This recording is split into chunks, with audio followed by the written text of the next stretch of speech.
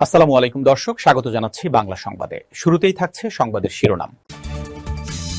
যুক্তরাষ্ট্র ইসরায়েলের সঙ্গে যুদ্ধ বন্ধে ৩ শর্ত দিলেন ইরানি প্রেসিডেন্ট।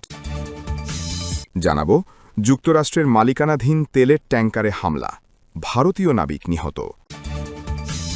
আরও জানাব, ইরানকে দ্রুত হারানোর কৌশল ব্যর্থ, প্ল্যান বিতে যাচ্ছে যুক্তরাষ্ট্র ইসরায়েল।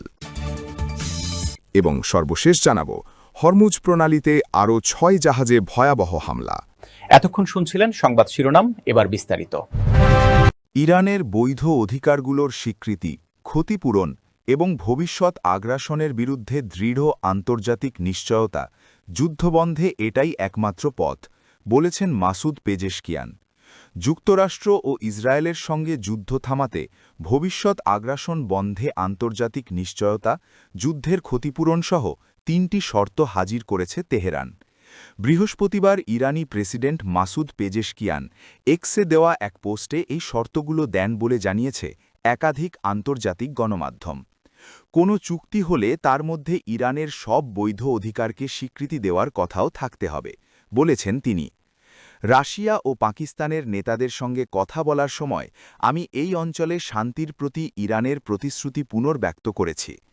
জায়নবাদী শাসকগোষ্ঠী ও যুক্তরাষ্ট্রের শুরু করা এই যুদ্ধ বন্ধের একমাত্র পথ হচ্ছে ইরানের বৈধ অধিকারগুলোর স্বীকৃতি, ক্ষতিপূরণ এবং ভবিষ্যৎ আগ্রাসনের বিরুদ্ধে দৃঢ় আন্তর্জাতিক নিশ্চয়তা। পেজেশকিয়ান তার পোস্টে এমনটাই লিখেছেন বলে এনডিটিভি জানিয়েছে। তার এ প্রস্তাবের কিছুক্ষণ আগেই ইরানের সশস্ত্র বাহিনীর মুখপাত্র আবুল ফজল শেকারচি ইরানের রাষ্ট্র পরিচালিত আইআরআইবি টিভিকে বলেছেন, ওয়াশিংটন যদি ইরানের বন্দরগুলোকে নিশানা বানায়, তাহলে পারস্য উপসাগরে এমন কোনো বন্দর, অর্থনৈতিক কেন্দ্র বা স্থান নেই যা ইরানের নাগালের বাইরে থাকবে। যদি আমাদের বন্দর বা ঘাটগুলো হুমকির সম্মুখীন হয়, তাহলে এই অঞ্চলের সব বন্দর ও ঘাট আমাদের বৈধ নিশানায় পরিণত হবে, বলেছেন তিনি। ইরানের বন্দরগুলো হামলার মুখে পড়লে সশস্ত্র বাহিনী এতদিন যা করেছে তার চেয়েও বড়সড় হামলা চালাবে, হুমকি তার। এই অঞ্চলের সব দেশকে তাদের ভূখণ্ড থেকে আমেরিকানদের বের করে দেওয়ার আহ্বান জানাচ্ছি আমরা, বলেন শেকারচি। ইরাকের বসরার কাছে যুক্তরাষ্ট্র মালিকানাধীন একটি অপরিশোধিত তেলবাহী ট্যাঙ্কারে হামলায় একজন ভারতীয় নাবিক নিহত হয়েছেন, খবর আল জাজিরার। বুধবার ১১ মার্চ এ ঘটনা ঘটে বলে নিশ্চিত করেছে বাগদাদে অবস্থিত ভারতীয় দূতাবাস। সামাজিক যোগাযোগ মাধ্যম এক্সে দেওয়া এক পোস্টে দূতাবাস জানিয়েছে, মার্শাল আইল্যান্ডের পতাকাবাহী সেফ সি বিষ্ণু নামের ওই জাহাজে আরও ১৫ জন ভারতীয় ক্রু ছিলেন। তাদের নিরাপদ স্থানে সরিয়ে নেওয়া হয়েছে। দূতাবাস আরও জানায়, তারা উদ্ধারকৃত ভারতীয় নাবিক ও ইরাকি কর্তৃপক্ষের সঙ্গে নিয়মিত যোগাযোগ রাখছে এবং প্রয়োজনীয় সব ধরনের সহায়তা দিচ্ছে। ইরান যুদ্ধ নিয়ে নিরবিচ্ছিন্ন সংবাদ প্রবাহ দেখে মনে হতে পারে এখানে মূল খেলোয়াড় যুক্তরাষ্ট্রের প্রেসিডেন্ট ডোনাল্ড ট্রাম্প, কিন্তু আসলে তা নয়। যুক্তরাষ্ট্রের সামরিক শক্তি ইসরায়েলের চেয়ে অনেক বেশি হলেও এই সংঘাতে মূল খেলোয়াড় আসলে ইসরায়েলের প্রধানমন্ত্রী বেনিয়ামিন নেতানিয়াহু। তিনি এখন নিজের তৈরি করা ফাঁদে নিজেই পড়েছেন, আর সেই ফাঁদে তিনি ট্রাম্প এবং যুক্তরাষ্ট্রের সামরিক বাহিনীকেও টেনে আনছেন। ইসরায়েলের জন্য কিংবা পরোক্ষভাবে যুক্তরাষ্ট্রের জন্য এই যুদ্ধ শেষ হতে হবে পূর্ণ বিজয়ের মধ্য দিয়ে। এর চেয়ে কম কিছু হলে তা হবে অর্থহীন। যুদ্ধ যদি ইরানের মারাত্মক ক্ষতি কিংবা ব্যাপক প্রাণহানির পরও দেশটির শাসন ব্যবস্থা টিকে থাকার মধ্য দিয়ে শেষ হয়, সেটি ইসরায়েলের কাছে যথেষ্ট হবে না। তখন ইরানের জন্য সবচেয়ে গুরুত্বপূর্ণ কাজ হবে তাদের প্রযুক্তিগত সক্ষমতা ব্যবহার করে একটি অপরিশীলিত পারমাণবিক ডিভাইস তৈরি ও পরীক্ষা করা, যাতে ভবিষ্যতে আর তাদেরকে হামলার শিকার হতে না হয়। ইরানের এই পারমাণবিক ডিভাইস তৈরি অসম্ভব করে তুলতে হলে ইসরায়েল ও যুক্তরাষ্ট্রকে দেশটির ওপর এতটাই নিয়ন্ত্রণ প্রতিষ্ঠা করতে হবে যে তারা যাতে রাষ্ট্রের প্রতিটি অংশে প্রবেশাধিকার পায়। মাটির নিচের বাংকারগুলো সহ গত বছর জুনে হামলার পরও টিকে থাকা ইরানের অর্ধসমৃদ্ধ ইউরেনিয়ামের মজুতেও এই প্রবেশাধিকার থাকতে হবে। এখন আরও বিমান হামলায় তা সম্ভব হবে না, এমনকি যুক্তরাজ্যের ঘাঁটি থেকে B-2 স্টিলথ বোমারু বিমান ওড়ালেও তা যথেষ্ট হবে না। যুদ্ধে বোমা হামলা চলতে থাকার মধ্যে দাবি করা হচ্ছে জয় প্রায় হয়েই এসেছে। অন্যদিকে যুক্তরাষ্ট্রের নৌবাহিনী ওই অঞ্চলে তৃতীয় আরেকটি বিমানবাহী রণতরী মোতায়েনের প্রস্তুতি নিচ্ছে। ইরানে এই যুদ্ধ শুরু থেকেই পরিকল্পনা মাফিক এগোয়নি। পরিকল্পনা ছিল ইরানের সর্বোচ্চ নেতা এবং ধর্মীয় ও ইসলামিক রেভলিউশনারি গার্ড কোরের যত বেশি সম্ভব শীর্ষ নেতাকে হত্যা করা, যাতে ইরানে ক্ষমতাসীনরা দুর্বল হয়ে পড়ে এবং তাদের ইসলামী শাসন ব্যবস্থা ভেঙে পড়ে। কিন্তু এই পরিকল্পনা শোচনীয়ভাবে ব্যর্থ হয়েছে, যেমনটি আগেই যুক্তরাষ্ট্রের এক গোয়েন্দা মূল্যায়নে বলা হয়েছিল। ইরানের শাসন ব্যবস্থায় নতুন একজন নেতা আছেন, আর নতুন নেতা মুজতবা খামেনি যদি নিহতও হন, সেক্ষেত্রেও দায়িত্ব নেওয়ার জন্য এক বা একাধিক নেতাকে এরই মধ্যে বেছে রাখা হয়েছে, তাতে কোনো সন্দেহ নেই। তাই যুদ্ধ কৌশল এখন প্ল্যান বিতে পৌঁছেছে।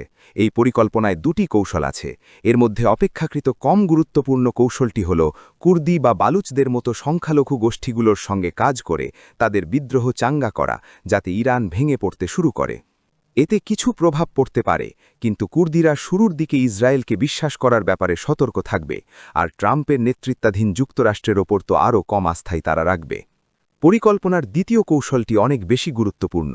এটি এখনকার পরিস্থিতিতে ইসরায়েলের ঐতিহ্যবাহী দৃষ্টিভঙ্গির ওপর আরও বেশি মনোনিবেশ করার বিষয়, আর তা হল শত্রুর নিজ দেশে জনসমর্থনে চিড় ধরানো। এটি দাহিয়া নীতি। এই নীতি অনুযায়ী কোনো বিদ্রোহ দমন করা না গেলে বা কোনো রাষ্ট্রের নেতৃত্বকে বসে না আনা সম্ভব না হলে বিজয়ের পথ হল বেসামরিক মানুষের ওপর অবিরাম আঘাত হানা। এই নীতি বর্তমানে লেবাননে প্রয়োগ করা হচ্ছে, যেখানে দক্ষিণ বৈরুতের দাহিয়া শহরতলিতে হিজবুল্লার শক্ত ঘাঁটি ধ্বংসের অভিযান চলছে। 2006 সালে হিজবুল্লার বিরুদ্ধে যুদ্ধের সময় এই এলাকার নাম থেকেই নীতিটির নামকরণ হয়েছিল। সমালোচকেরা বলছেন, গত 30 মাসে গাজায় ফিলিস্তিনের মুক্তিবাহিনী গোষ্ঠী হামাসের বিরুদ্ধে যুদ্ধেও এই নীতি ব্যাপকভাবে প্রয়োগ করা হয়েছে।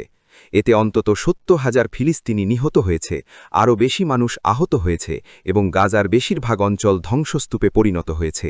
তবু হামাস টিকে আছে এবং গাজার কিছু অংশ এখনও তাদের নিয়ন্ত্রণে রয়েছে। এই বাস্তবতার পরও এখন ইসরায়েলের প্রতিরক্ষা বাহিনী এবং যুক্তরাষ্ট্রের বিমান বাহিনী ইরানের বিরুদ্ধে যুদ্ধে একই নীতি কাজে লাগাচ্ছে। ইরানের কাঠামোর ওপর ক্রমবর্ধমান হামলার প্রমাণ এরই মধ্যে দেখা যাচ্ছে। মঙ্গলবার যুক্তরাষ্ট্রের প্রতিরক্ষামন্ত্রী পিট হেগসেথ হুঁশিয়ারি দিয়ে বলেছিলেন, ইরানের ভিতরে সবচেয়ে তীব্র হামলার দিন হবে আজকে। অপারেশন এপিক ফিউরির 10ম দিনে ইরান এক হয়েছে এবং তারা শোচনীয়ভাবে হেরে যাচ্ছে। সাম্প্রতিক সময়ে ইসরায়েলের সামরিক কৌশলের অভিজ্ঞতা এবং ট্রাম্প ও হেগসেথের অধীনে যুক্তরাষ্ট্রের যুদ্ধদেহী অবস্থান দুইয়ের সমন্বয়ে ইরান জুড়ে ব্যাপক ধ্বংসযজ্ঞই দেখা যাবে বলে মনে করা হচ্ছে। এ এক বিশাল কাজ এবং প্রায় 9,30,00,000 মানুষের দেশে এর বড় প্রভাব পড়তে কয়েক মাস সময় লাগবে, যা গাজার জনসংখ্যার তুলনায় 40 গুণেরও বেশি। তাছাড়া এই কৌশল কার্যকর না হওয়ার সম্ভাবনা প্রায় নিশ্চিত। এর একটা অবশ্যম্ভাবী ফল হতে পারে ইসলামিক রেভলিউশনারি গার্ড বাহিনীর সংযুক্ত আরব আমিরাত, কাতার, কুয়েত ও সৌদি আরবের মতো পশ্চিম উপসাগরীয় দেশগুলোর তেল ও গ্যাস শিল্পে হামলা বাড়িয়ে দেওয়া। এতে বিশ্ব অর্থনীতিতে এমন বিপর্যয়কর প্রভাব পড়তে পারে, যেমনটি দেখা গিয়েছিল 1973-74-এর ওপেকের তেল নিষেধাজ্ঞার সময়। তবে কিছুটা বোধশক্তি কাজ করতেও পারে। ট্রাম্প যুদ্ধ প্রায় জিতে গেছেন বলে যে দাবি করছেন, তা হয়তো কেবল তার কল্পনা। তবে এমন কিছু ইঙ্গিত পাওয়া যাচ্ছে যে কিছু ইসরায়েলি দ্বিতীয়বার ভাবনা চিন্তা করতে পারেন এবং যুদ্ধ থেকে বের হওয়ার পথও হয়তো খুঁজছেন। ওয়াশিংটনেও এমন মতভেদ হয়তো জোরালো হচ্ছে। এটি হয়তো খুবই সতর্ক আশাবাদ, তবু তা বর্তমান চিত্রের চেয়ে ভালো, যেখানে সামনে আছে আরও বহু সপ্তাহ ও মাসের এই ভয়াবহ এবং ক্রমবর্ধমান যুদ্ধ।